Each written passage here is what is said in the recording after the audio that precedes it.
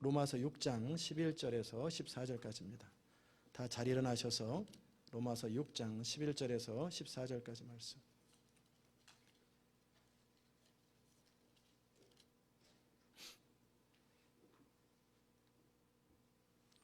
이와 같이 너희도 너희 자신을 죄에 대하여는 죽은 자요 그리스도 예수 안에서 하나님을 대하여는 산 자로 여길지어다.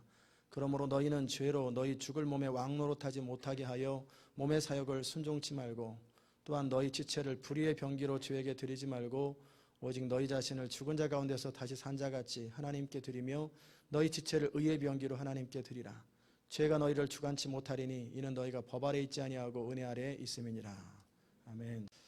이 시간도 주의 성령께서 우리 가운데 함께 하시고 주의 운행하심이 있는 시간 되게 하여 주옵소서.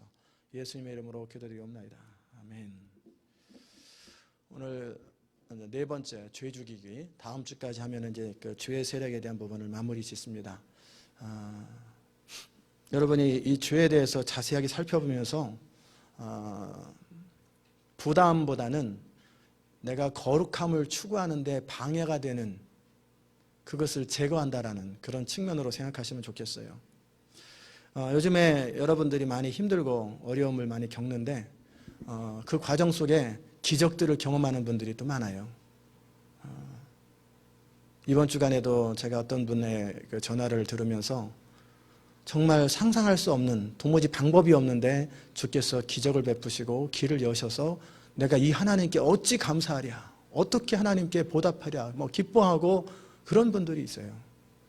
그러면서 나눴던 대화의 핵심이 뭐냐면 철저하게 지난 금요일날 메시지처럼 나는 여호수아와 갈렙처럼 뒤로 물러서지 아니하고 타협하지 아니하고 하나님의 이끄심을 바라보겠다 하고 철저하게 주님을 의지하고 내가 안 되면 안 되더라도 난 타협하지 않겠다. 그렇게 할 때 하나님이 기적처럼 역사하시고 그의 삶을 바꾸시고 그에게 필요한 것들을 공급하시는 하나님을 경험하면서 하나님은 항상 동일하게 역사하시는구나.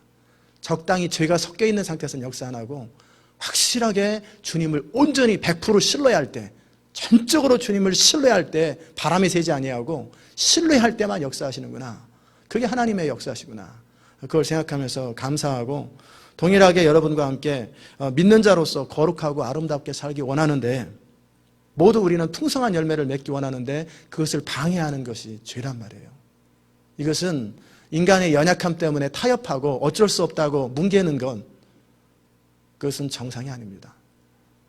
내 속에 민감해야 돼요.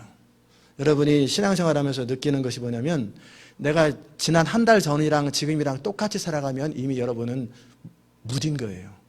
지난 1년 전하고 지금하고 똑같이 살면 여러분이 지금 무딘 거예요. 하나님은 계속해서 새롭게 원하고 날마다 변화되기 원해요. 여러분이 하나님께서 여러분을 이끄실 때 그 상태 그 자리에서 계속 머물러 있는 걸 원치 않으세요. 제가 기도하는 걸 좋아하는 것도 아니고 늘 개인적으로 하나님과 교제하면서 이렇게 평상시 때 사는 걸 좋아하고 그리고 또 기도하는 은사가 있는 사람이 따로 있고 저는 말씀 전하는 은사가 있으니까 나는 말씀 전하는 것을 위해서 최선을 다하고 그것을 위해서 기도하겠다. 그렇게 살아왔었어요. 그런데 하나님께서 저를 계속 바꿔가시면서 기도의 양을 계속 늘리세요. 기도의 양을 전에는 1시간 하다가 2시간 하다가 3시간 하다가 계속 늘려가면서 어느 순간이 되니까 제가 평상시 기도했던 기도 양보다 30분이나 1시간만 줄어도 못 견디겠는 거예요. 그게 깨어있다라는 거예요. 그러면서 계속 기도의 양을 더 늘리시는 거예요.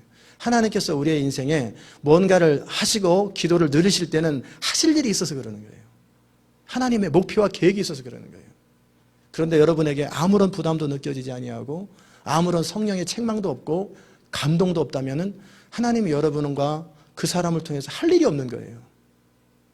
하나님께서 여러분의 인생 영혼 가운데 계속 새롭게 하시고 날마다 말씀하시고 충만케 하시는 것을 그 흐름을 계속 타야 됩니다. 그럴 때 여러분의 인생은 지금 정상적으로 가고 있다는 거예요. 하나님은 믿는 모든 자들이 이 땅을 살아가면서 풍성하게 원하세요. 하나님은 풍성하게 원하세요.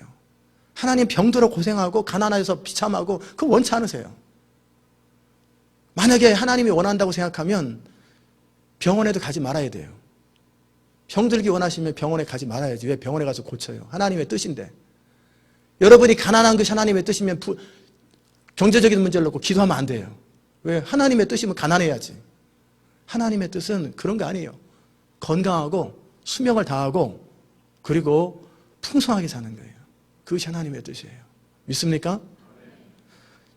시편 107편에서 하나님께서 강팍한 자들을 향해서 말씀하시기를 내가 그들을 돕지 않겠다. 신명기에서 출애굽기에서 하나님이 말씀하신 건 뭐냐면 너희가 내 말을 잘 듣고 순종하면 너희 가운데 궁핍한 자가 하나도 없고 그리고 낙태하는 자가 하나도 없고 그리고 대적에게 패하는 자가 하나도 없고 너희는 존귀한 자가 되고 풍성한 자가 될 거라고 주님 분명히 말씀하셨어요. 이게 하나님의 말씀입니다. 그렇다면 하나님께서 우리를 향한 소망은 뭐냐면 저주가 아니에요. 모든 저주를 끊어버리고 십자가 안에서 아담의 타락 이후로 다가왔던 모든 인간의 죄를 끊어버리시고 하나님 우리에게 생명과 자유와 기쁨과 풍성함과 형통함을 주기 원하는 건 그것이 하나님의 뜻이에요. 그게 하나님의 계획이고 하나님의 목표입니다. 그런데 이것을 방해하는 것이 있어요. 그것을 방해하는 것이 죄라는 거예요. 이 죄는 뭐 죄 죽이기 하고 뭐 죄랑 싸우려면 불편하고 그러면 계속 비참하게 사는 거예요. 내 속에서 하나님 앞에 바로 서지 못하게 막는 것, 영적으로 민감하게 깨어있는 상태에서 그것을 막는 것을 거절하면 거절할수록 싸우면 싸울수록 우리는 날아가는 인생이 되고 풍성한 인생이 되고 정말 형통한 인생이 되고 행복한 인생이 되는 거예요. 믿습니까? 우리가 이 땅에서 겪는 모든 불행들, 가난함, 저주들, 질병들, 그 다음에 사람 간의 갈등들, 전쟁들, 허무한 것, 질투감, 그리고 무의미한 것, 도대체 사는 의미가 없는 것, 이 모든 것, 고통의 원인은 죄의 결과입니다. 그 죄는 십자가 안에서 이미 예수님께서 해결하셨어요. 그런데 믿는 우리가, 그리스도 안에 있는 우리가 여전히 그런 것 때문에 고통을 당하고 있다는 것은 정상이 아니에요. 정상이 아닙니다. 그건 하나님의 영광도 아니고 하나님께서 원하시는 것도 아니에요. 하나님께서는 그리스도 안에서 예비하신 모든 축복과 풍성함을 누리기를 원하는 것, 그것이 성도의 특권이라고 말씀하시고 그것을 통해서 더욱더 하나님께 영광 돌린다고 말씀하세요. 여러분이 설령 예수 믿는 것 때문에 감옥에 가면 감옥 가운데도 하나님이 함께 하시고 그 영 가운데 하나님이 이거 내 계획이다 라고 정확하게 말씀하십니다. 그러기에 우리는 그리스도 안에서 모든 풍성함을 깨달아야 돼요. 그리고 무엇보다 인생의 의미와 목적을 깨달아야 돼요. 하나님 나라를 위해서 살아가는 인생을 살아가면 우리 인생은 참으로 영광스럽습니다. 너무 많은 사람들이 이 하나님 나라를 몰라요. 그저 교회 생활, 교회 와서 하나님께 축복받고 자식들 잘 되고 이건 하나님 나라와 아무 상관이 없는 거예요. 하나님 나라와 구체적으로 연관이 돼야 돼요. 그런데 이 모든 삶을 가로막는 것, 하나님의 풍성함을 가로막는 것이 뭐냐면 죄라는 거예요. 얼굴에 시커먼 게 묻었는데 세수하려니까 귀찮은 거예요. 그냥 그대로 살래? 그럴 수는 없잖아요. 씻어야 되잖아요. 그래서 날마다 세수하는 것처럼 우리 안에 순간순간 죄악들과 싸우고 거절하고 그렇게 사는 거예요. 목욕을 워낙 안 하는 사람들은 때 뱉기가 힘들지만 늘 샤워하는 사람들은 샤워만 해도 때가 없어진다고 그래요. 가끔씩 어쩌다 한번 이제 목욕하면서 진하게 때를 한번 뱉기고 그런 것처럼 늘 죄와 싸우고 늘 은혜 가운데 거하는 사람들은 그냥 숨 쉬는 것처럼 자연스럽게 세수하는 것처럼 자연스럽게 죄를 이기게 돼요. 늘 죄를 거절하고 늘 영적으로 깨어있고 민감합니다. 아주 민감해요. 성령의 운행하심에 민감해요. 저는 여러분들이 바로 그런 사람 되시기를 주의 이름으로 축원합니다. 죄는 죽이고 멸망시키는 도적이라고 성경이 말씀하고 있는데 그러기에 우리가 이 죄의 세력을 정확하게 알고 정신을 차리고 내가 지금 왜 이렇게 인생이 힘들고 어려운지 모르겠다 싶으면은 그게 죄인데 주님 가르쳐 주세요. 내가 뭘 고쳐야 될지, 뭘 바꿔야 될지, 어떻게 하나님 앞에 통곡하고 회개해야 될지 가르쳐 달라고, 불쌍히 여겨 달라고 그 하나님 앞에 금식하세요. 정말 인생이 힘들 때 한 3일 금식하십시오. 그러면 영이 맑아져요.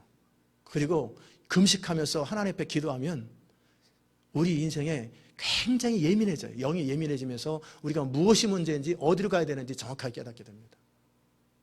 여러분이 그래서 최선을 다해서 하나님의 은혜와 성령의 도우심을 가지고 정말 하나님께서 우리 가운데 예비하신 모든 것, 허락하신 모든 것들을 다 누리고 살아가는 것, 그것이 하나님의 뜻입니다. 예수 믿는 사람이 자기보다 더 못 살고 더 비참하고 더 가난하고 더 싸우고 더 고집스럽고 더 문제가 많으니까 전도가 안 되는 거예요. 그렇죠? 그런데 예수 믿는 사람들이 우리보다 더 행복하고 더 풍성하고 더 너그럽고 더 젠틀하고 더 뛰어나고 모든 것이 다 하나님 앞에서 정말 본받을 만하다. 그럼 전도는 저절로 되는 거예요. 전 시온에 속한 모든 성도들이 그렇게 전도가 저절로 되는 사람들, 정말 그런 사람 되시기 바랍니다.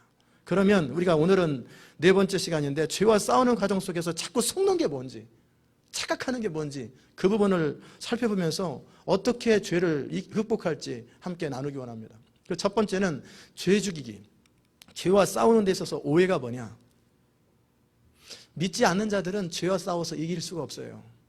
그럼에도 믿지 않는 자들이 괜찮게 겉으로 볼 때 살아가는 모습은 뭐냐면, 양심에 의하여 도덕과 윤리의 근거에서 어느 정도 최소한의 인간의 도리대로 살기 때문에 그런 사람들은 어느 정도 사는 거예요.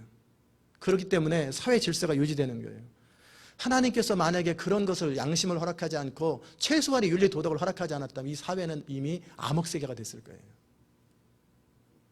그러나 그들이 그 정도 최소한의 삶을 살기는 하지만 거룩함을 추구하거나, 믿지 않는 자들이 하나님의 창조 목적을 따라 살거나 하나님을 사랑하는 것은 불가능해요. 왜? 그들 속에 생명이 없기 때문에 그래요. 오직 믿는 자들만 하나님을 사랑할 수 있고 하나님의 생명이 그 속에 있기 때문에 거룩함을 추구하고 하나님의 뜻대로 살기를 정말 원하는 거예요. 여러분 안에 그런 소원이 있으십니까? 그런데 믿는 그리스도인임에도 불구하고 그토록 중요한 죄 죽임의 필요성을 깨닫지 못하는 이유가 뭘까? 죄와 싸우는 것에 대해서 심각하게 고려하지 않는 이유가 뭘까? 그것은 무지함 때문입니다. 첫 번째는 무지. 구원받지 못하는 사람에게 복음 메시지는 간단합니다. 예수 믿고 구원받아라. 당신의 죄를 용서받아라. 메시지는 간단해요. 안 믿는 사람을 향한 메시지는 아주 간단합니다. 10분만 전하면 되고, 똑같은 메시지 한 30분만 전하면 다 주께로 돌아옵니다. 그들을 향한 메시지는 간단해요. 그러나 그리스도 안에 거하는 자들을 향한 메시지는 더 깊고 체계적이고 영적으로 자라도록 해야 돼요. 그저 교회 생활만 가르치면 안 돼요. 구원의 복음은 단순합니다. 안 믿는 사람을 대상으로. 그러나 구원받은 그리스도인이 믿음 안에서 바르게 살아가야 하는데 필요한 것은 굉장히 깊이 있어야 돼요. 그러기에 사도 바울이 로마서라든지 여러 바울 서신을 쭉 기록한 이유는 믿는 자들을 위해서 쓴 것이지 안 믿는 자들을 위해서 쓴 거 아니에요. 전부 다 믿음 안에서 바로 살려고 하는 사람들을 위해서 쓴 거예요. 그러므로 믿는 자들이 체계적으로 믿음 안에 성숙하는 것을 배워야 하고, 자신의 존재됨과 그리스도 안에서 권리와 특권이 뭔지, 하나님 나라 백성으로 무엇을 위해 살아야 되는지, 어디로 가야 되는지 그걸 정확하게 알아갈 때 진짜 제자가 되고 하나님 쓰심에 합당한 그릇이 되는 거예요. 아멘이십니까? 그걸 배워야 돼요. 두 번째는 잘못된 교리 때문에 그렇습니다. 믿음으로 구원받는 것만 강조하고 가르치기 때문에 그들이 거룩함을 추구하지 않아요. 그저 믿고 축복받고 나중에 천국 가는 것. 그러니 여전히 미성숙한 채로 그렇게 남아있고, 그러기에 대부분의 교회들이 갈등하는 거예요. 교회가 왜 싸우는지 아세요? 어린아이라 싸우는 거예요. 미성숙하기 때문에 교회는 갈등하는 거예요. 모두가 다 어리니까 어린애들은 맨날 싸우잖아요. 틈나는 대로 자기 고집대로 살고 시기대로 살고 기분대로 살고 다 어린애들이라 맨날 싸우는 거예요. 여러분 가운데 혹시 집에서 날마다 부부싸움 하시는 분은 미성숙하다고 생각하시면 돼요. 성숙하면 성숙할수록 싸움이 없어집니다. 어쩌다 한 번씩, 몇 달에 한 번씩 부딪히는 거지, 수시로 부딪히면 성숙하지 못한, 여전히 자기 중심이고 여전히 이기적이고 여전히 고집스러운 거예요. 벗어나십시오. 어리석음에서 벗어나는 거예요. 성도가 그리스도의 공로로 구원받은 이후에 성령을 따라 일생 순종함으로 구원 얻는 거예요. 구원은 즉시 받고 나중에 죽은 다음에 천국 가는 그게 아니에요. 구원 따로, 거룩함 따로 노는 것은 이단교리예요. 그건 하나님의 뜻이 아니에요.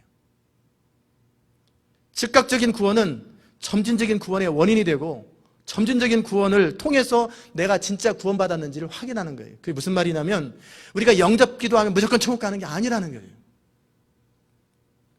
우리가 구원받았는지 안 받았는지 점검은 우리 삶의 열매로 나타나요.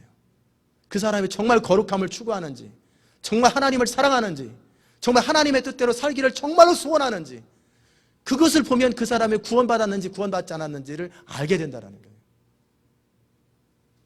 그러기에 우리가 거룩함을 추구하지도 않고 하나님의 뜻대로 살려고 하는 마음도 없고, 그런 사람들은 구원받은 게 아니에요. 교회 30년 다녀도 나중에 지옥 갑니다. 하나님을 사랑하고 구원받은 사람은 거룩을 추구해요. 정말 하나님의 뜻대로 살기를 원하고 날마다 애통하면서 통곡하면서 하나님 앞에 서기 원하는 것, 이게 구원받았다라는 증거예요. 왜? 그 안에 성령이 애통하시는데 자기는 애통함이 없어요. 그러면 성령이 안 계신 거지. 성령은 슬퍼하시는데 자기는 슬퍼하지 않아요. 성령이 없든지 무디든지 둘 중에 하나예요. 이 땅을 바라보면서 하나님은 통곡하시는데 자기는 통곡에 눈물이 없어요. 구원받지 않았든지 아니면 완전히 엉뚱한 데가 있든지 둘 중에 하나입니다. 그러기에 잘못된 교리 때문에 죄와 싸우는 건 아니에요. 그저 그냥 편안하게 행복을 추구하면서 이렇게 살아가는. 세 번째, 그 같은 내용인데, 왜 죄 죽이는 걸 싫어하냐고 모르냐면 거룩함보다 행복을 추구하기 때문에 그래요. 신자의 참된 기쁨은 이 세상에서 찾는 게 아니에요. 이 세상에서 행복을 찾으니까 이거 즐거운데 왜 그 죄와 싸워야 됩니까? 텔레비 보는 거 즐거운데 왜 텔레비 보는 거와 싸워야 됩니까? 그냥 보면 되지. 술 마시면 좋은데 왜 술 안 마시려고 싸워야 됩니까? 좋은데. 적당히 사는 거 편한데 왜 그걸 내가 싸워야 됩니까? 이 세상의 즐거움을 가지고 자기 만족을 누리려고 하니까 죄와 안 싸우는 거예요. 여러분, 성도의 진정한 기쁨은 세상이 줄 수 없어요. 오직 하나님을 주인으로 왕으로 모시고 살아가며 창조 목적과 부르심을 따라 살아갈 때 그 사람은 진짜 행복한 거예요. 그리고 안정감을 누리고 내가 잘 가고 있다는 걸 늘 확인하고 사는 거예요. 거룩함을 추구한다는 것은 이 세상의 가치관이 아니라 하나님 나라의 가치관을 가지고 살아가는 거예요. 그러기에 거룩함을 추구하면 추구할수록 그 사람은 점점 하나님과 가까워지는 거예요. 거룩한 거와 상관없는 사람은 하나님과도 상관없는 거예요. 우리 인생의 진정한 만족은, 하나님의 위로는, 평강은 거룩함을 추구하는 사람들에게만 허락된 거예요. 그러기에 우리 믿는 신자들이 순간순간 이기적이 되거나 죄를 지을 때마다 하나님과 화목이 깨어지고 화평이 깨진다는 것을 깨닫고 자기를 돌아보아 깨끗함을 추구하는 거예요. 그럴 때 하나님과 더 깊은 관계를 계속 누리는 거예요. 이전에 누렸던 것보다 하나님이, 옛날에는 주일 예배 한 번만 나와도 문제 없었어요. 그러다가 이제 금요 예배 나오고, 그러다가 금요 예배만 빠진 마음에 부담이 생겨요. 그리고 새벽에 나와서 기도하고 말씀을 읽고, 이전에는 적당히 살아도 편했는데 이제는 어느 정도 단계까지 가야 편안함을 느끼는 건 뭐냐면 그만큼 하나님께서 그를 부르시기 때문에 그래요. 그런데 그 상태에서 머물러 버리고 편안하게 안주하면 점점 하나님과 떨어집니다.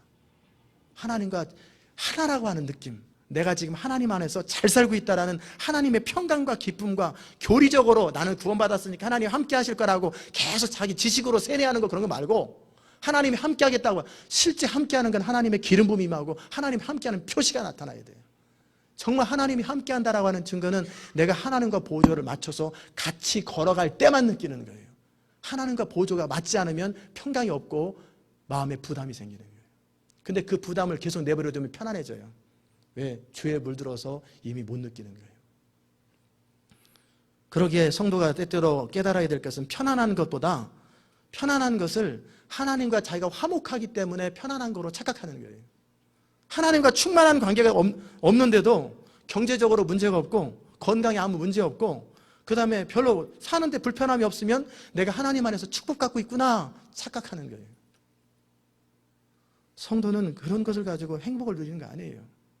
하나님과 진정한 화목에서 비롯되지 않은 모든 평강, 평화 비슷한 것은 다 거짓 평화요, 그릇된 안정감이에요. 자기 머릿속에서 계속 세뇌시키는 거예요. 그러면서 스스로 위로하죠.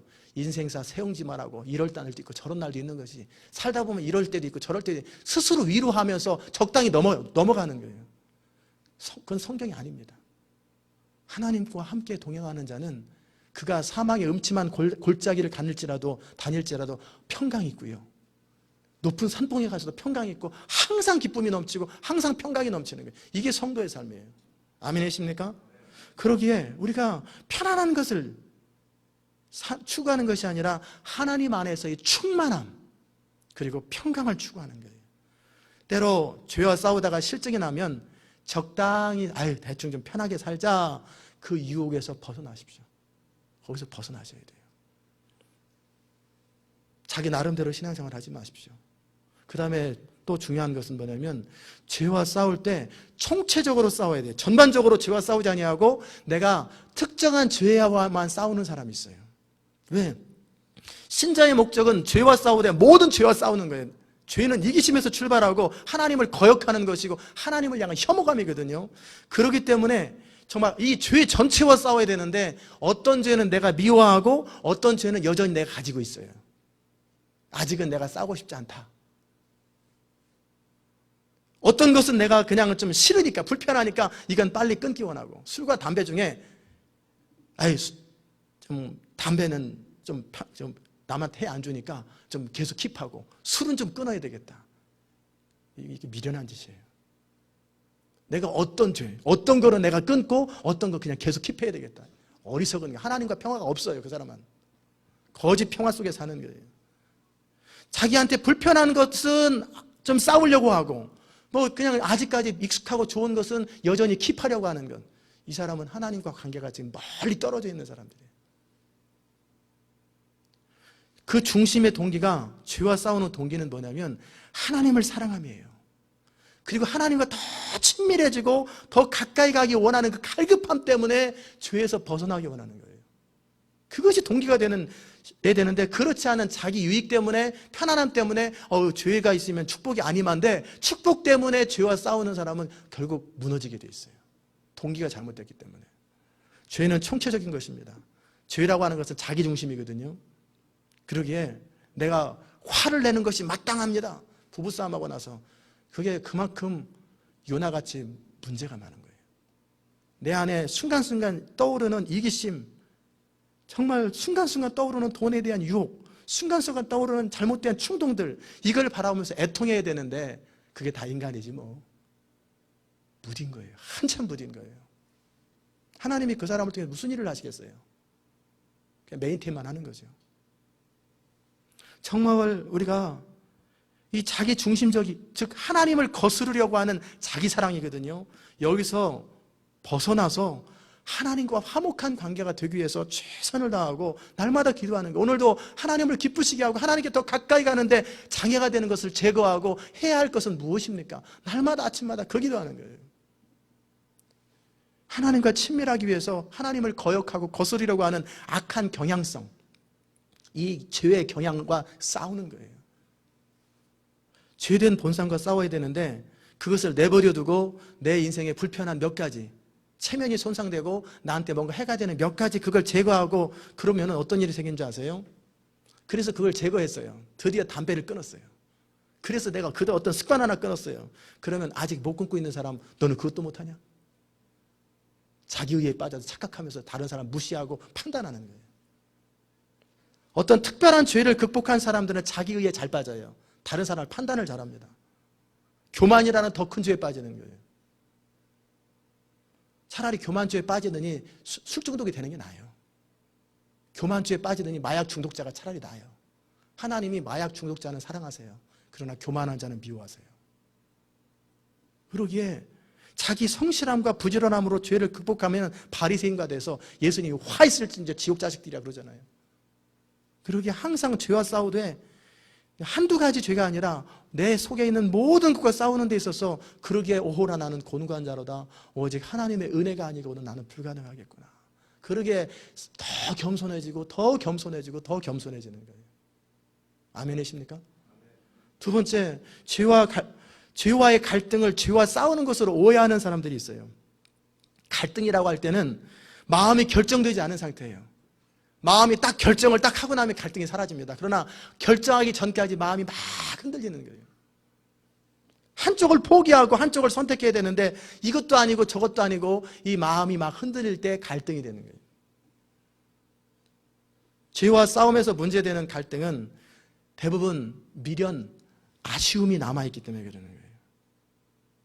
죄와 싸우면 축복을 받고 승리에 대한 소망은 있지만 좋을 것 같다라고 생각하지만 그거와 싸우려니까 귀찮은 거예요. 영혼이 수고해야 되고 육체적인 부담이 생기니까 이런 마음의 갈등들이 계속 있는 것, 이것을 마치 자기가 죄와 싸우는 것으로 착각하는 거예요. 우리가 주의할 것이 뭔지 아세요? 이렇게 갈등하고 있는 상태에서는 결국은 죄에 빠지게 됩니다. 인간은 그렇게 강하지 못해요. 갈등하고 있는 상태에서, 결정하지 못하고 있는 상태에서 계속 가면 자기 유리한 쪽으로, 자기 좋아하는 쪽으로 가게 돼 있어요. 그건 이거 오르메릭이에요. 인간이 그래서 악하다는 거예요. 그러기에 갈등을 지속한다는 것은 죄와 싸우는 게 아니에요. 진지하게 믿음으로 살고 죄와 싸우고 거룩함을 추구하고자 하는 마음보다 시간이 가면 마음이 약해지고 죄에 대한 욕구가 그를 더 계속 지배하고, 그러다 보면은 아휴, 내가 너무 많이 간 것 같아. 좀 쉬자. 그러면서 어느 순간에 목사님 제가 알아서 합니다. 사모님 제가 알아서 합니다. 집사님 너무 그러지 마세요. 그래서 전화 오면 끊어버려요. 그러면서 자기 편안함을 추구하는 거예요. 그게 이제 갈 때까지 가는 거예요.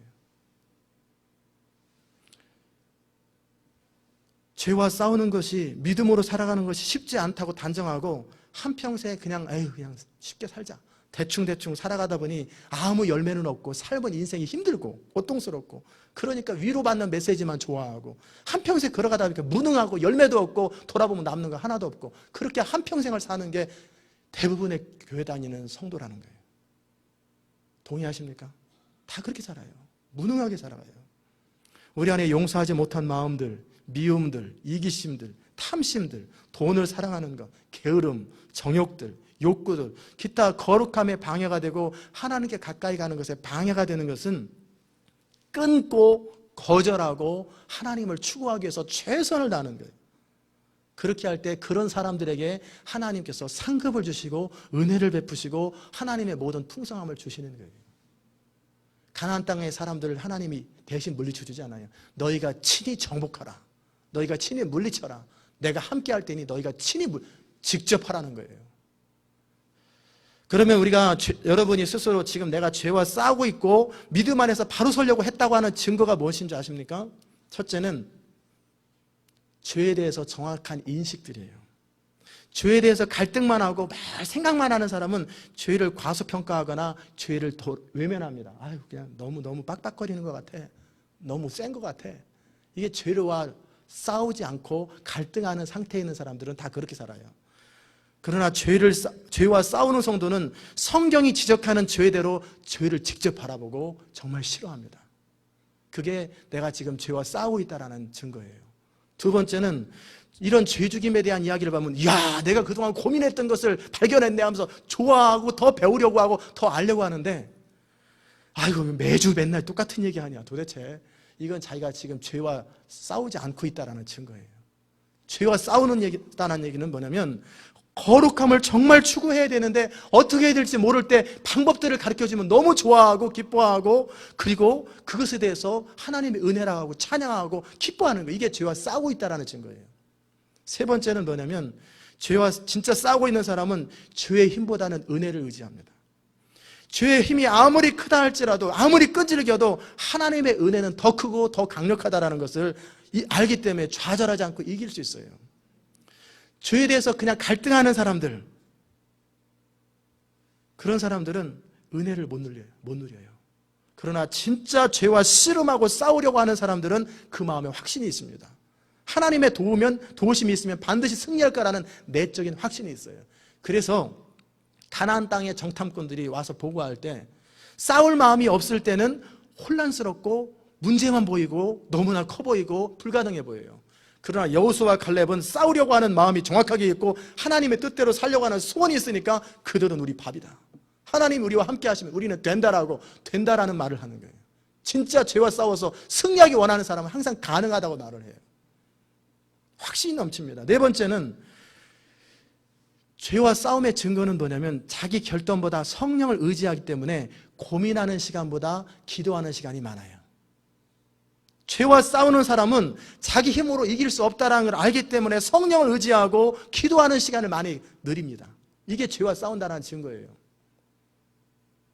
죄와 싸우는 주체는 우리 자신이지만 죄를 이기게 하는 분은 성령이기 때문에 자기 결단을 가지고 안 해요. 내 결단에 또 무너지고 며칠 못 가 또 무너지고 또 무너지는 거. 그러기에 기도하는 거예요. 성령의 도움을 의지하기 때문에 항복하는 마음으로 전적으로 성령을 의지하면서 기도하는 시간이 많아요. 그러나 죄와 진지하게 싸우지 않는 사람은 고민을 많이 합니다. 생각을 많이 하고 내 삶이 왜 이럴까, 뭐 이럴까 저럴까 왜 생각들을 많이 해요. 그러나 기도하는 건 안 해요. 기도하려다 보면 또 딴 생각하다가 일어나가지고 딴짓하고 있고, 그게 지금 진지하게 죄와 싸울 마음이 없어요. 죄와 갈등 상태에서는 고민만 합니다. 생각만 해요. 그러나 진짜 싸울 마음이 있고 끊을 마음이 있는 사람은 승부를 걸고 결정을 하고 기도하게 돼 있어요. 아멘이십니까? 한번 자신을 돌아보세요. 기도하는 시간이 많은가? 생각하는 시간이 많은가?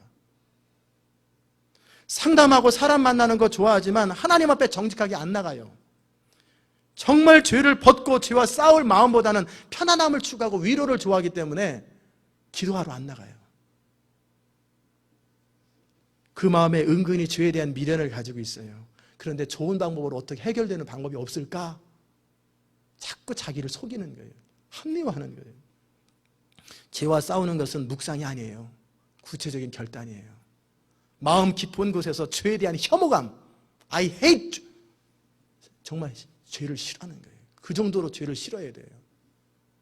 자신 안에 있는 죄는 처음에는 우리가 못 느낍니다. 왜? 너무나 익숙하기 때문에 못 느껴요. 벗어버리는 거 못 느껴요. 그런데 성령님의 도우심으로 죄가 무엇인지, 이게 죄인가? 이거 죄 같으네? 말씀을 듣다 보니까 이게 나는 별 생각 없었는데 죄라고 느껴지네? 그러면서 죄가 딱딱 드러나기 시작해요. 그럼 그 다음에 어떻게 해야 되냐면 이 죄를 내 것이 아니라고 여겨야 돼요. 그냥 내가 살다 보면 내 연약함이지 이러면 죄 못 이깁니다. 이 죄는 내 것이 아니다. 이건 마귀로부터 온 것이다. 이건 내가 원하는 것도 아니고 하나님이 기뻐하는 것도 아니다. 그걸 객관화시키는 거예요. 내 안에 있는 어떤 이기심, 탐심 이런 것은 내 것이 아니다. 하나님이 창조한 게 아니다. 그러면 너는 저쪽이다. 너는 내 편이 아니다라고 딱 선을 거놓아야 돼요. 그래야 죄와 일단 싸울 마음이 생기는 거예요.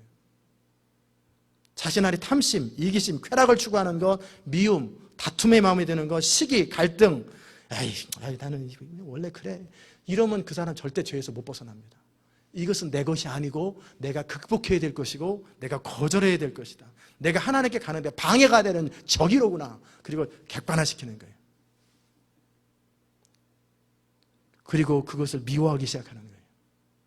내 안에 있는 이 시기심, 나는 시기심을 미워하노라. 내 안에 있는 이 이기심, 탐심을 나는 미워하노라.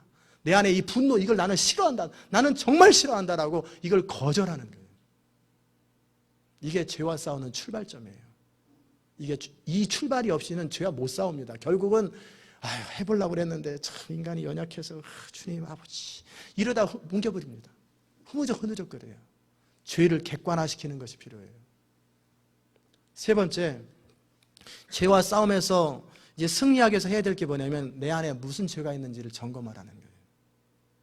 자신 안에 이미 있는 죄의 세력을 살피시되 잘 모르겠으면 성령님 가르쳐 주세요.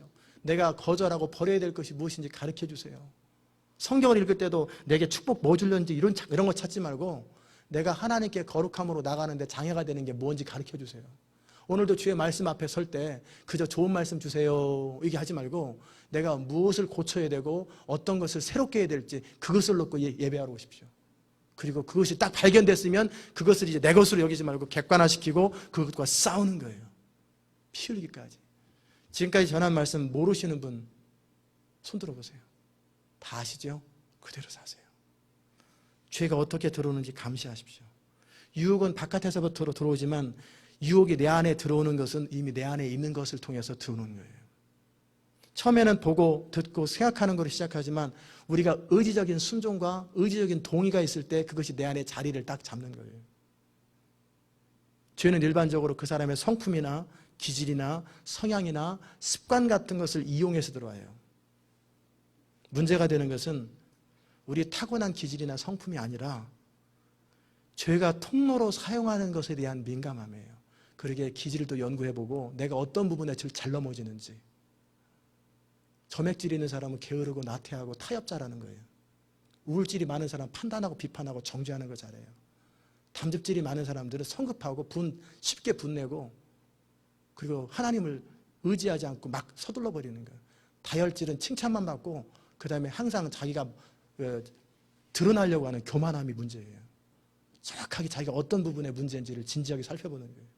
그리고 내가 어디서 넘어지기 쉬운지 그걸 살펴보는 거예요. 그리고 잘 모르겠거든 성령님 가르쳐달라고 계속 기도하는 거예요. 주님 나를 가르쳐 주세요.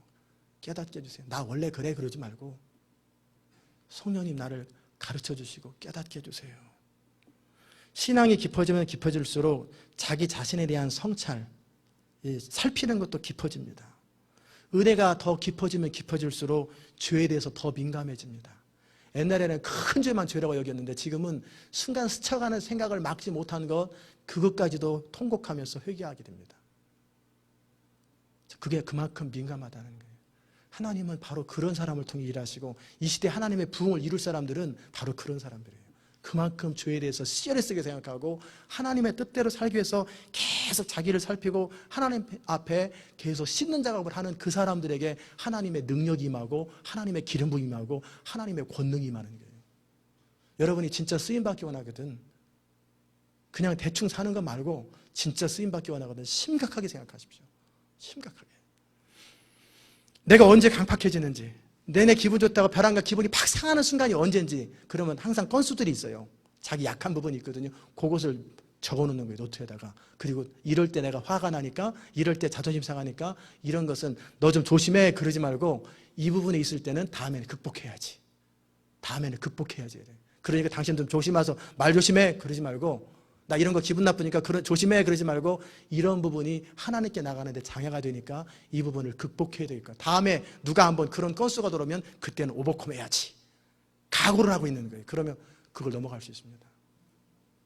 내가 언제 욕구에 자극이 받는지, 언제 마음이 흔들리는지를 정확하게 캐치하라는 거예요. 그리고 그걸 노트에 적어 놓으세요. 그걸 놓고 기도하시고 그걸 아예 각오를 하세요. 이럴 때 넘어진다, 이럴 때 넘어지고 이럴 때 무너진다 생각하고 그 부분을 심각하게 생각하는 거예요. 그 정도 각오 있는 사람들은 은혜가 늘 거합니다. 아유, 그렇게 귀찮게 어떻게 살아요? 주의 지배 가운데 있는 사람들이. 자신마다, 사람마다 약한 부분이 있는데 그것을 살피되 푸죽간에 그 고기 자르는 사람이 대충 자르는 그런 식으로 자르는 게 아니라 외과 의사가 암세포를 찾고 절제하듯이 꼼꼼하고 철저하게 살펴야 되는 거예요. 그렇게 살펴야 돼요. 대충 에이 이거 가지세요. 그냥 뭐 기름기 띄워주세요. 에이, 쭉쭉쭉 여기 있습니다. 이건 푸죽간에서 고기 자르는 거예요. 죄는 그런 식으로 해결 안 돼요. 아주 외과 의사가 세포 하나하나를 찾고 조그만 신경조직을 찾는 것처럼 정확하게 찾고 점검하셔야 돼요. 그래야 죄를 이길 수 있어요. 두 번째, 죄와 싸우는 방법에 있어서 죄가 있는데도 느끼는 마음의 평화를 미워하라는 거예요. 어떤 성도라도 죄에서 자유로울 수 없습니다. 그러나 주의할 것은 그 죄를 사랑하고 집착하는 거예요. 죄가 찾아오는 것, 순간 가끔씩 넘어지는 것, 그러나 그것이 문제가 아니고 그것을 사랑하고 그것을 집착하는 것, 그것이 문제라는 거예요.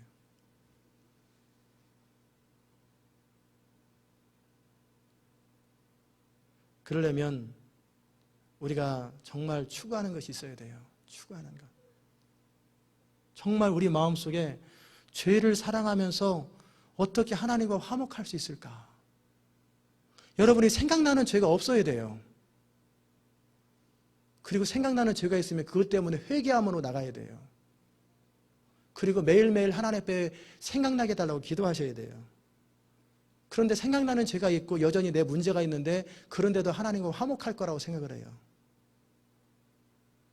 아닙니다. 그릇에다가 더러운 똥을 담아놓고 거기다 밥 달라고 기도하는 거와 똑같아요. 하나님 축복 없습니다. 끊을 건 끊어야 되고 정리할 건 정리해야 되는 거예요. 죄에 대한 집착이 있고 죄에 대한 사랑이 있으면서 하나님을 사랑하고 하나님과 더 가까이 갈 길을 추구하고 찬양하는 것은 의미 없어요.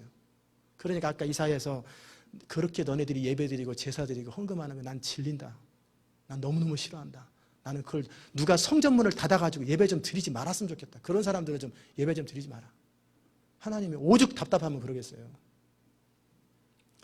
스스로 자기 안에 죄가 있는 걸 알고도 연약한 인간이라고 스스로 위로하고 합리화하고 혼동하는 거예요. 다른 사람은 그렇게 위로해 주는 거 it's okay. 그러나 자기는 위로하면 안 돼요. 자기를 살펴야 돼요. 그럼에도 하나님은 나를 사랑할 것이고 그리고 하나님은 나와 함께 하실 거라고 착각 좀 제발 하지 마십시오. 제발 착각하지 마십시오. 마지막 주님 앞에 설 때 불거벗고 부끄러울 때 왜 인생이 그렇게 안 풀렸는지 정확하게 드러날 거예요. 중요한 것은 우리가 내 안에 있는 죄에 대해서 어떻게 생각하느냐가 아니라 내 영적인 상태가 어떠냐, 그것 때문에 내 영혼의 상태가 어떤가. 요즘 기도가 안 돼요. 그건 자랑이 아니에요. 요즘 성경이 잘 안 읽어져요. 요즘은 하나님의 임재가 잘 안 느껴져요. 지금 죄 속에 빠져 있어서 그렇다라는 거예요. 문제가 많은 거예요. 그러면 통곡하고 주님 불쌍히 여기달라고 울부짖어야 돼요. 죄에 대해서 부주의한 것은, 부주의함에 대한 부분이 있는데, 그것은 부주의함이라는 단어가 뭐냐면 진지해지는데 필요한 수고를 포기하는 대신에 게으르고 편한 것을 좋아하는 생각의 패턴이에요. 무슨 말인지 아세요? 부주의한 것은 자세하게 살피고 생각해야 되는데 에이 대충 쉽게 편하게 살고자 하기 때문에 부주의하고 자기도 모르게 죄를 짓고도 몰랐는데요.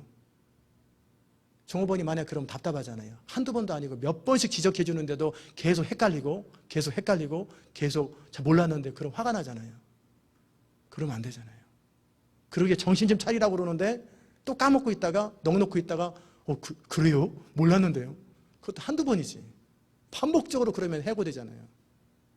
그러기에 부주의하는 것은 좋은 게 아니고, 부주의함을 하나님과 화평으로 착각하지 마십시오. 우리가 죄 짓는 데는 노력이 필요 없어요. 그냥 욕심 끌리는 대로 가면 죄를 당연히 짓게 돼 있어요. 너무나 오르메릭이에요. 비탈길 올라가는 게 힘들지 내려오는 거 그냥 가만 내버려도 그냥 내려가거든요. 하나님 앞에 바르게 살려고 하는, 수고하지 않고 편하게 살면 저절로 죄를 짓게 됩니다. 그러면 우리 안에 들어온 죄는 어느 순간 죄를 사랑하게 되고 집착하게 만들고, 그러면 영혼이 실증이 나고 육체적인 게으름이 임하고, 그러다 보면은 하나님 앞에 옛날보다 더 뜨겁게 기도하는 것이 싫고 바로 서는 것이 싫어져요. 마지막으로 우리가 죄를 극복하는 방법 중에 하나가 뭐냐면 하나님 말씀 안에서 마음을 지키는 거예요. 우리가 죄를 이기기 위해서 중요한 것은 지속적으로 하나님의 말씀의 감화 안에 있어야 돼요. 하나님이 기뻐하시는 것, 그리고 하나님이 미워하시는 것 깨닫는 거예요. 그래서 하나님이 기뻐하는 것을 나도 기뻐하고 하나님이 미워하는 걸 나도 미워하는 거예요. 지속적으로 죄를 미워하고 하나님을 추구하는 마음을 가질 수 있도록 자기 마음을 계속 부드럽게 해야 돼요. 운전할 때 저는 가끔 그 생각이 들어요. 졸려요. 그러면 운전대 놓고 잘까? 파킹하고 자는 게 아니라 달려가면서 잠깐 졸을까? 그럼 어떻게 되겠어요? 큰일이잖아요. 그럼 이러면 안 되지. 정신을 차리고 창문을 열어놓고 꼬집어서라도 정신을 차려야 되는데 졸리는데, 비록 운전은 하지만 눈 감아도 별일 없을 거야. 눈 슬쩍 감고 이렇게 하면 어떻게 되겠어요? 한쪽 눈만 감을까? 이렇게 한쪽 눈 감고 이쪽 눈 감을까? 이렇게 하다 그러다가 두 눈 다 감겨주면 큰일 나는 거예요. 그런데 죄와 그러더라는 거예요. 그러기에 계속 마음을 지키고 의도적으로 살펴야 돼요. 우리는 한순간도 그리스도를 바라보지 않으면 마음을 지킬 수가 없어요. 철저하게 그리스도 안에서 깨어진 마음, 부드러운 마음을 갖도록 하셔야 돼요. 내 마음에 왠지 강팍한 마음에 들을 때는 중심으로 하나님 앞에 애통해야 돼요. 여러분이 하나님 말씀을 선포할 때 아멘으로 다가오는데 어느 날은 안 다가오고 이렇게 오늘은 듣기가 싫으냐? 그러면 지금 강팍해졌다라는 거예요. 오늘은 좀 은혜가 되는 얘기를 좀 들어봐야 되겠다. 그리고 대충 듣고 나서 다른 은혜가 되는 사람 CD가 있거든요. 그거 골라가지고 싹 듣는 거예요. 그게 좋은 거 아니에요. 하나님의 교회는 주의 종을 통해서 매주 하나님이 선포하는 메시지가 있어요. 시즌이 있어요. 죄와 싸워야 되는 시즌이 있고, 은혜를 선포해야 되는 시즌이 있고, 회개해야 될 시즌이 있고, 하나님의 축복을 말해야 될 시즌이 있고, 그래서 영적인 진단을 성령 안에서 깨어있는 목회자가 계속 그 성도들을 해주는 건데, 내가 듣기 싫은 건 안 듣고 다른 데서 위로 듣고, 듣기 좋은 얘기 나올 때는 또 듣고, 오늘 은혜가 됐어요 목사님. 그러다가 마음에 안 들면 문 딱 닫고 있다. 빨리 끝나야 되는데. 그리고 마음이 허전하니까 다른 데 가서 CD 듣어가지고 편한 CD 듣고. 이게 얼마나 영혼을 병들게 하는지 몰라요. 영혼을 병들게 하는 거예요. 여러분이 하나님 말씀을 읽다가 늘 감동이 되다가 어느 날 안 다가오면 회개하면서 기도하셔야 돼요. 금식하면서 기도하셔야 돼요. 내가 지금 강팍해져 있구나. 내 마음이 촉촉하게 젖어 있지 않은 강팍한 땅이 되어버렸구나. 그래서 하나님 말씀이 내 안에 임하지도 않는구나. 성령의 계시의 음성이 들리지도 않는구나. 회개하는 거예요. 그럴 때 좋은 것은 금식하십시오. 내가 어느 순간 강팍해졌거나 말씀이 안 다가오거나 기도가 안 되면 무조건 금식하세요. 하루든 이틀이든 3일이든 계속 금식하면 영혼이 회복됩니다. 그 금식은 뭐냐면 내 안에 하나님 앞에 바로 서겠다는 사인이에요. 결단이에요. 그리스도를 그리고 나서 깊이 묵상해야 되는 거예요. 죄에 대한 소원들이 있어요. 죄가 다가오더라도 내가 그리스도를 묵상하면 죄가 끊어지는 거예요. 여러분이 때때로 분노가 있을 때, 죄에 대한 어떤 욕구가 있을 때 기억해야 할 것은 이것이 나에게 그리스도께 가까이 가는데 방해가 되는 것이냐 아니냐를 생각하는 거예요. 그래서 이렇게 됐으면 좋겠어요. 여러분이 어떤 화가 내야 될 상황이 있고 마음이 상할 순간들이 있고 기분이 나쁠 순간들이 있잖아요. 그럴 적에 기분 나쁘기 때문에 기분 나쁘고 화가 나기 때문에 화를 내고 짜증 나기 때문에 짜증을 내고 스트레스 받기 때문에 스트레스를 받는 것은 이것은 세상 사람들이에요. 하나님의 사람들은 그것 때문에 내가 하나님께 가는데 방해가 된다면 나는 그런 것들을 거절하겠다. 내 안에 슬픔의 감정 그리고 짜증의 감정, 분노의 감정들을 내가 용납하지 아니하노라. 내가 하나님과 더 깊어지는데 방해가 되는 이런 감정들을 용납하지 아니하노라. 그걸 끊어버리는 거예요. 그러면 하나님이 어떻게 하시는지 아세요? 성령으로 그를 충만하게 하시고 화가 낼 수 있는 상황인데 화를 내지 아니하고 짜증낼 상황 속에 오히려 내가 찬양하리로다. 절망해야 될 상황 속에서 내가 하나님을 찬양하리로다. 막 찬양하고 의도적으로 찬양하고 기도하고 그러잖아요. 그러면 성령이 그의 마음을 사로잡고 분노가 싹 사라지고 절망이 싹 사라지고 하나님의 평강과 위로가 확신에 넘치고 그때 영혼이 한 단계 업그레이드 되는 거예요. 그 다음 단계 업그레이드 되는 거예요. 그래서 의도적인 것이 필요해요. 의지적인 결단이에요. 지금 있는 자리에서 머무지 마시고 계속 앞으로 갈 수 있도록 자기를 타일르십시오. 다윗이 잘하는 게 이런 거예요. 내 영혼아 네가 어찌하여서 낙담하느냐. 자기 영혼한테 명하는 거예요. 내 영혼아 네가 왜 불안해하느냐. 넌 하나님을 신뢰하면 되지 않느냐. 넌 하나님을 의지하면 되지 않느냐. 넌 하나님을 사랑하지 않느냐. 자기 영혼을 향해서 계속 명하고 타일르는 거예요. 길들이는 거예요. 분노는 폭발하는 게 아닙니다. 저도 배웠는데 분노는 화를 내야 화가 풀리는 게 아니라 직성이 풀리는 게 아니라 분노는 다스리는 거예요. 분노를 다스리면 분노가 사라집니다. 근데 분노를 내버리면 또 다른 분노가 나요. 그러면 그것이 습관이 돼가지고 매운 거 좋아하는 사람은 어느 정도 매워야 맛이 좋고 짠 거 좋아하는 사람은 어느 정도 간이 맞아야 먹었다 그런 것처럼 화를 잘 내는 사람은 어느 정도 상황이 돼서 확 화를 내야 직성이 풀리고 속이 시원한 것 같아요. 그래서 정상이 아니에요. 병이 든 거예요. 분노를 다스리는 거예요. 아기를 달래던 것처럼 달래야 돼요. 한 대 탁 때려가지고 조용히 해 임마. 그러면 애기 울죠. 그러지 말고 애기를 달래주는 거예요. 달래서 따뜻하게 달래주면 아이가 편안해지고 위로를 얻는 것처럼 내 안에 이런 상태가 있을 때 감정적인 이런 영적인 상태가 있을 때 자기를 달래십시오. 너는 하나님의 사람이다. 너는 하나님을 사랑하는 사람이다. 하나님께서 너와 함께한다. 너는 이 분노에 빠지지 마라. 너는 하나님을 신뢰하라. 의심에 빠지지 마라. 너는 하나님을 의지하라. 자기 영혼을 계속 달래는 거예요. 그러면서 어느 정도 컴다운이 되고 달래질 때 본격적으로 주여 나와 함께 하면서 성령을 의지하면서 계속 기도로 나가면은요 굉장히 충만해집니다. 그렇게 싸우는 거예요. 그리스도를 정말 깊이 사랑하는 사람, 하나님과의 깊은 관계를 추구하는 사람은 죄의 욕구가 다가와도 여전히 죄를 극복할 수 있는 힘이 그 안에 있어요. 히브리서 12장 3절에서 5절에 주님 분명히 말씀하십니다. 너희가 피곤하여 낙심치 않기 위하여 죄인들의 이같이 자기를 거역한 일을 참으신 자를 생각하라. 너희가 죄와 싸우되 아직 피 흘리기까지는 대항치 아니하고 또 아들에게 권하는 것 같이 너에게 권면하신 말씀을 잊었도다. 우리 주님께서 성령 안에서 우리를 권면하실 때 그 말씀 잊지 말라라는 거예요. 죄와 싸우라는 거예요. 자신의 죄를 정직하게 뉘우치고 고백하는 모든 사람에게 하나님께서 성령을 부어주셔서 우리 힘으로는 결국 죄를 극복 못해요. 진지하게 인식하고 싸우려고 하고 주를 의지하려고 할 때 하나님의 능력이 임하는 것이고 하나님의 마음이 임하는 것이고 그럴 때 죄가 자연스럽게 극복되는 거예요. 죄가 더한 곳에 은혜가 더 넘친다는 말, 그건 착각입니다. 무슨 착각이냐면 내가 죄를 진지하게 미워하고 애통해할 때 은혜가 임하는 것이지 내가 죄를 여전히 사랑하고 좋아하는 상태에서 하나님의 은혜가 임할 거라고 하면 오해입니다. 내 안에 있는 죄를 발견하면서 애통해하고 미워하고 주님 앞에 중심으로 통곡할 때 하나님의 은혜가 그를 사로잡기 때문에 그 말이 그 말인 거예요. 말씀 마무리합니다. 죄는 우리가 어쩔 수 없는 연약함이라고 합리화하고 변명하고 그렇게 하기에는 너무나 교활하고 너무나 강력해요. 이건 마귀요, 이건 원수요, 우리의 적입니다. 하나님을 경외한 바의 증거는 죄를 미워하는 거예요. 죄를 미워하는 거예요. 우리가 죄를 미워할수록 하나님께 더 가까이 가게 됩니다. 죄를 거절할수록 하나님의 은혜가 계속 그 사람에게 머무릅니다. 그렇게 될 때 우리는 드디어 하나님의 동역자가 되는 거예요. 그리고 하나님께 쓰임받는 사람이 되는 거예요. 안일함과 게으름, 타협과 부주의함, 죄에 대한 사랑을 끊어버리고 오직 그리스도를 더욱 사랑하시고 하나님을 더욱 추구하시는 여러분 되시기를 주의 이름으로 축원합니다. 기도하십시다. 하나님 아버지 감사합니다. 오늘도 이 아침에 우리에게 말씀하시는 주님을 찬양합니다. 우리의 삶 속에 속기 쉬웠고 어그러지기 쉬운 그런 부분들 주님 가르쳐 주시니 감사합니다.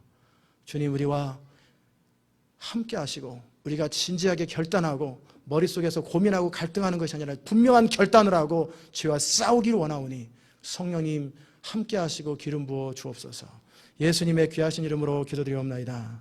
아멘.